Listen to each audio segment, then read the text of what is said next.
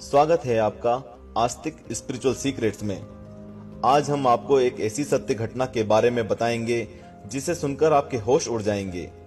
जी हाँ, इस घटना में आप देखेंगे कि किस तरह भगवान कभी अपने भक्तों का विश्वास नहीं टूटने देते, चाहे उन्हें कुछ भी करना पड़े।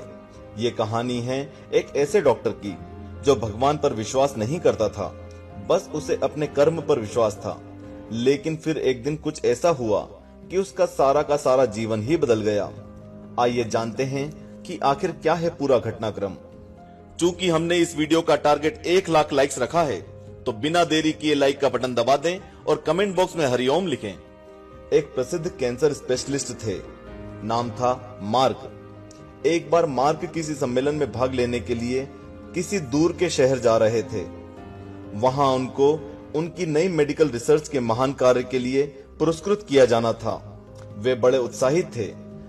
वे जल्दी से जल्दी वहां पहुंचना चाहते थे, क्योंकि उन्होंने इस रिसर्च के लिए सालों बहुत मेहनत की थी। वे बहुत उतावले थे उस पुरस्कार को पाने के लिए। वे हवाई यात्रा के माध्यम से वहां जा रहे थे।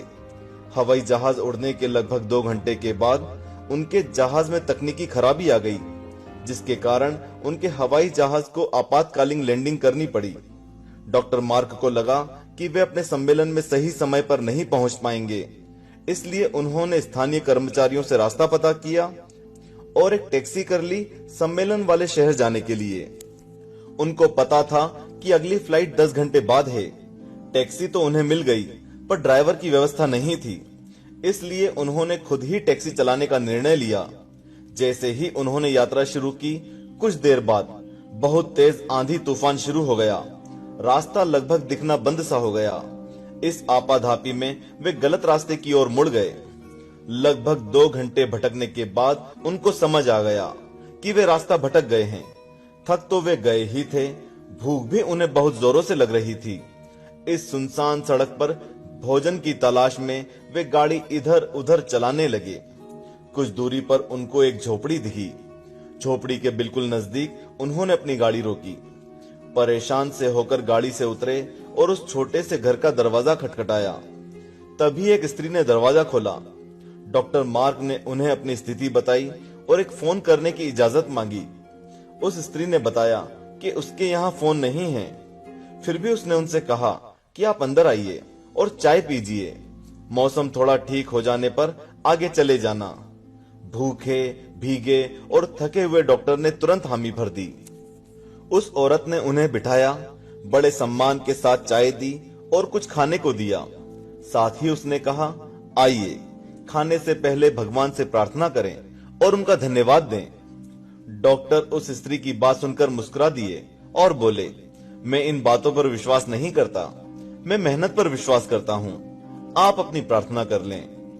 टेबल से चाय की चुस्कियां लेते हुए डॉक्टर उस स्त्री को देखने लगे जो अपने छोटे से बच्चे के साथ प्रार्थना कर रही थी।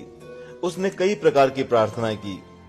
डॉक्टर मार्क को लगा कि हो ना हो, इस स्त्री को कुछ समस्या है। जैसे ही वह औरत अपने पूजा के स्थान से उठी, तो डॉक्टर ने पूछा, आपको भगवान से क्या चाहिए? क्या आपको लगता है कि भगवान आपकी प्रार्थनाएं सुनेंगे? उस औरत ने धीमे से उदासी भरी मुस्कुराहट बिखेरते हुए कहा, ये मेरा लड़का है और इसको कैंसर रोग है, जिसका इलाज डॉक्टर मार्क नाम के व्यक्ति के पास है। लेकिन मेरे पास इतने पैसे नहीं हैं कि मैं उन तक उनके शहर जा सकूं, क्योंकि वे दूर किसी शहर में रहते हैं। यह सच है कि भगवान ने अभी तक मेरी किसी प्रार्थना का जवाब नहीं दिया, किंतु मुझे विश्वास है कि भगवान एक ना एक दिन कोई रास्ता बना ही देंगे। वे मेरा विश्वास टूटने नहीं देंगे। वे अवश्य ही मेरे बच्चे का इलाज डॉक्टर मार्क से करवाकर उसे स्वस्थ कर देंगे। ये सुनते ही मानो डॉक्टर मार्क तो सन्न रह गए।